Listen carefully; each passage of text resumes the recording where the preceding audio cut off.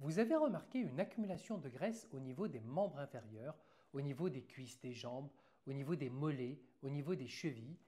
Vous souffrez peut-être d'un lipœdème. Le lipœdème, qu'est-ce que c'est? Le lipœdème, c'est une pathologie qui est encore peu connue par le grand public et peu connue même par les médecins et par les chirurgiens esthétiques. Et en fait, c'est une pathologie qui consiste en une accumulation anormale de graisse au niveau des membres inférieurs, au niveau des hanches, au niveau des cuisses, au niveau de la culotte de cheval, au niveau des mollets, au niveau des chevilles et parfois aussi au niveau des bras. Cette accumulation de graisse anormale se voit essentiellement chez la femme, voire quasi exclusivement, et elle se voit également surtout lors des modifications hormonales, c'est-à-dire au moment des grossesses, c'est-à-dire au moment de la ménopause. Ça peut être aussi parfois au moment de la puberté. Et bien donc il y a cette modification de la répartition de la graisse et une accumulation anormale de graisse. Alors, qu'est-ce qu'on peut faire quand on a ce lipœdème, quand on a cette accumulation de graisse anormale? Alors, la première chose, ça va être d'envisager les règles hygiéno-diététiques. Ce qu'on appelle les règles hygiéno-diététiques, c'est le rééquilibrage alimentaire, c'est la pratique d'une activité physique. Mais le lipœdème a la particularité de résister aux règles hygiéno-diététiques. C'est-à-dire qu'on a beau faire une alimentation équilibrée, on a beau faire une activité physique, et bien malheureusement, ces stocks de graisse sont là, ils résistent et ils persistent et ils peuvent gâcher la vie des patientes qui ont ce type de pathologie et ce type de problème. Alors quelle est la solution? Eh bien aujourd'hui, heureusement, on a des solutions pour le lipœdème et en particulier, on va pouvoir faire une liposuction. Vous savez que la liposuction est une technique opératoire qui existe depuis les années 70, mais elle a beaucoup évolué. Et en particulier pour le lipœdème, il y a peu d'équipes qui pratiquent ce type de liposuction assez particulière dans ce cadre-là. En quoi la liposuction du lipœdème est particulière? D'abord, ça va être une liposuction qui va être le moins agressive possible pour les canaux lymphatiques. Pourquoi? Parce que dans le lipœdème, il peut y avoir une atteinte qui est également associée des canaux lymphatiques. Or, si les canaux lymphatiques sont atteints, eh bien, cela peut favoriser ce qu'on appelle un lymphœdème, c'est-à-dire une accumulation de lymphe. Alors, pour faire une intervention de chirurgie la moins agressive sur les canaux lymphatiques, la première chose, c'est qu'on va faire la lipoaspiration dans l'axe de ces canaux lymphatiques. Ça, c'est un premier point. Et puis, on va faire ce qu'on appelle une Water Assisted Liposuction, WAL. C'est une liposuction où on va, dans un premier temps, préparer les cellules graisseuses avant de les retirer. Comment on va les préparer? En fait, on va infiltrer un liquide d'infiltration sous pression et ce liquide d'infiltration va venir dissocier les cellules graisseuses, il va les libérer des fibres avoisinantes, ce qui va faire qu'ensuite, quand on va rentrer la canule d'aspiration, elles vont venir tout simplement être aspirées grâce à la canule sans que l'on ait besoin de forcer sur les tissus avoisinants. Donc ça, c'est ce qu'on appelle la liposuction WAL. Et puis, cette liposuction, elle va pouvoir être, dans certains cas, une liposuction 360, c'est-à-dire qu'on va pouvoir faire sur toute la circonférence, travailler sur toute la circonférence pour venir réduire de volume dans sa globalité. Une autre particularité de la liposuction du lipœdème, qui est très spécifique, c'est qu'on va pouvoir l'associer à un body tight. Le body tight, ce sont des canules de radiofréquence interne qui vont venir chauffer les tissus par l'intérieur et ça va venir amener en fait une rétraction de la peau et donc ça va permettre de traiter par exemple un relâchement cutané qui pourrait être associé à un lipœdème. Donc la technique de body tight peut être aussi associée à la technique WAL de liposuction du lipœdème ou à la liposuction 360. Et toutes ces techniques peuvent être combinées de façon à optimiser le résultat. Alors maintenant, comment ça se passe une chirurgie de lipœdème? Maintenant que vous pensez avoir ce diagnostic, eh bien comment ça va se passer? La première étape, ça va être de prendre rendez-vous avec un chirurgien esthétique qui connaît bien le sujet, qui a bien étudié la question. Et lors de la consultation de chirurgie esthétique, Le chirurgien va vérifier d'abord que vous avez bien un lipœdème. Alors il s'agit de bien distinguer le lipœdème du lymphœdème. Le lymphœdème, qu'est-ce que c'est? C'est une accumulation de lymphe dans les tissus, c'est du liquide. Le lipœdème, dont on vient de parler, c'est une accumulation de graisse, de solide dans les membres inférieurs. Ça, c'est une première différence. La deuxième, c'est que le lipœdème touche les deux membres inférieurs, le côté droit et le côté gauche, alors que le lymphœdème ne touche en général qu'un côté. Dans le lipœdème, dans l'accumulation de graisse, les mains et les pieds sont en général respectés, ils ne sont pas gonflés.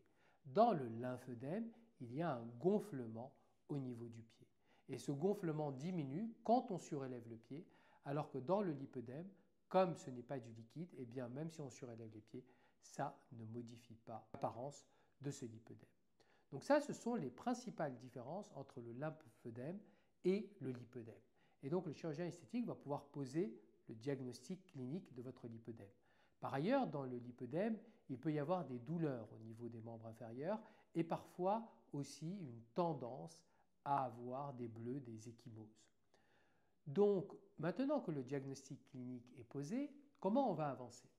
Bien, on peut proposer éventuellement une échographie Doppler, même si ce n'est pas strictement indispensable, mais on peut la proposer pour vérifier aussi, grâce à l'échographie, qu'on a bien une accumulation graisseuse et pas une accumulation de lymphe si on a par exemple un doute. On peut vérifier également l'absence de phlébite, par exemple.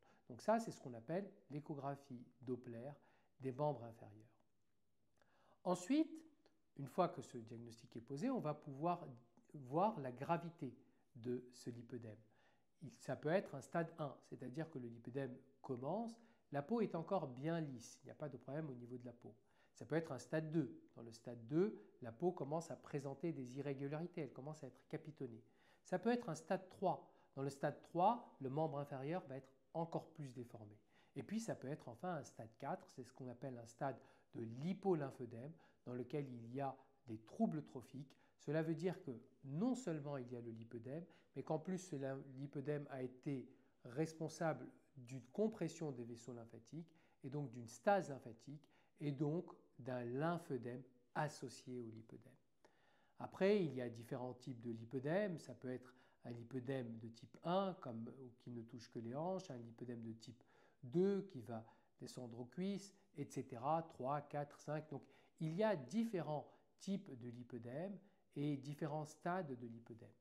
Une fois que l'on sait quel est le stade et le type de lipœdème, et une fois que vous avez eu éventuellement cette échographie Doppler, il y a aussi une prise de sang à faire et puis une consultation avec l'anesthésiste. L'anesthésiste qui va vous endormir va vous poser un certain nombre de questions médicales sur vos antécédents pour voir s'il y a des risques au niveau de votre chirurgie.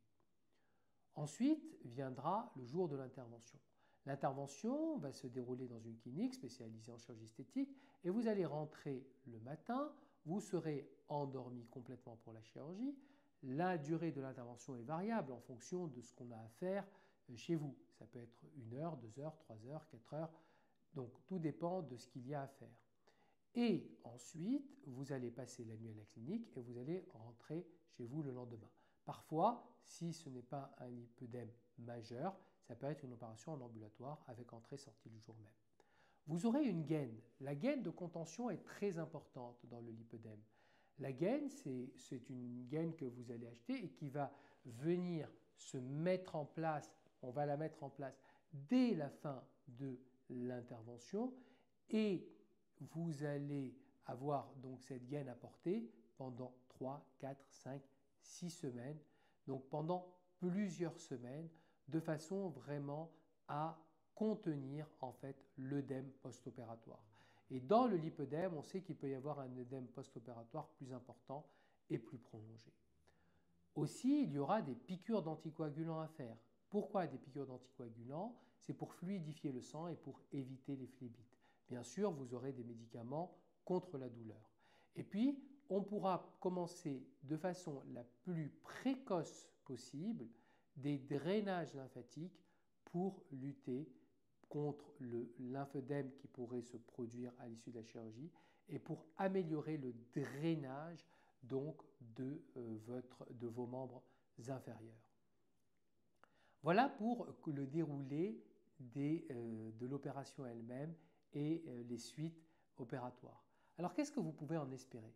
Eh bien, l'opération de lipoaspiration spécifique au lipœdème, avec cette technique spécifique vraiment extrêmement particulière pour le lipœdème, elle peut apporter des résultats qui sont extraordinaires à la fois en termes de résultats, c'est-à-dire de volume et d'esthétique globale de la silhouette, en rééquilibrant, en réharmonisant la silhouette, où parfois on a une silhouette qui est très déséquilibrée, avec énormément de graisse par exemple accumulée au niveau des membres inférieurs, alors que tout le reste de la silhouette est une silhouette fine, mais qui en bas va avoir vraiment de la graisse stockée à ce niveau-là.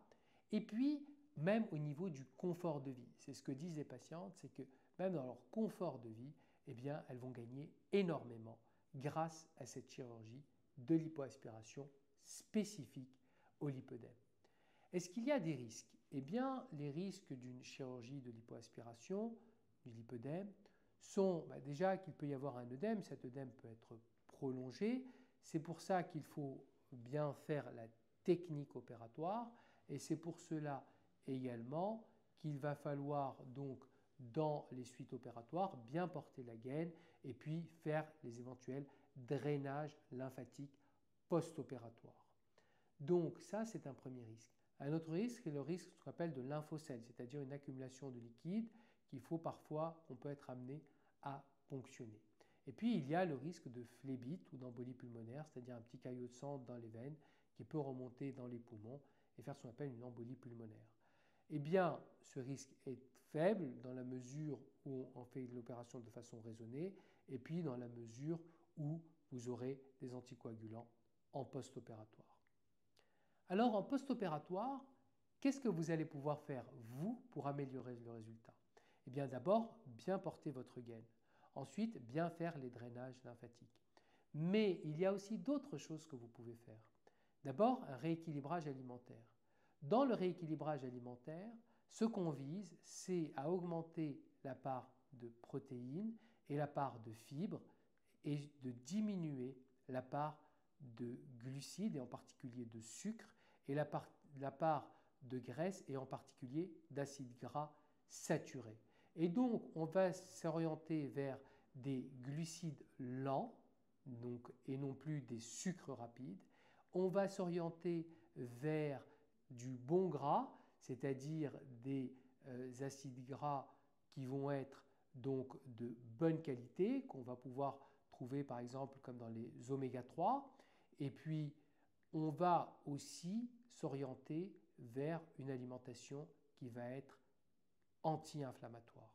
Et on va éviter donc les graisses saturées d'origine animale, comme les graisses de la viande rouge ou comme ne pas prendre non plus trop de quantité, par exemple, de graisses saturées que l'on peut trouver dans les produits laitiers. Donc, il y a aussi tout un équilibrage à faire au niveau de l'alimentation, à la fois en quantité, mais aussi et surtout en qualité de l'alimentation pour accompagner ce résultat par rapport au lipœdème. Mais si vous suivez ces règles, et si aussi vous entrez dans une dynamique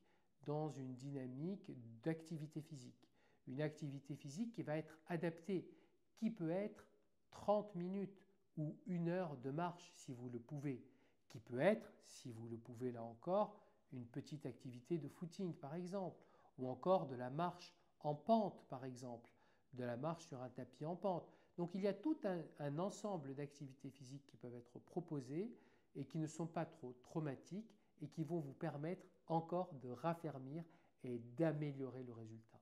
Et donc, si vous respectez ces règles après l'intervention, eh bien, dans cette alliance thérapeutique entre votre chirurgien esthétique spécialiste du lipœdème et vous, la patiente, eh bien, on va pouvoir obtenir d'excellents résultats sur le lipœdème.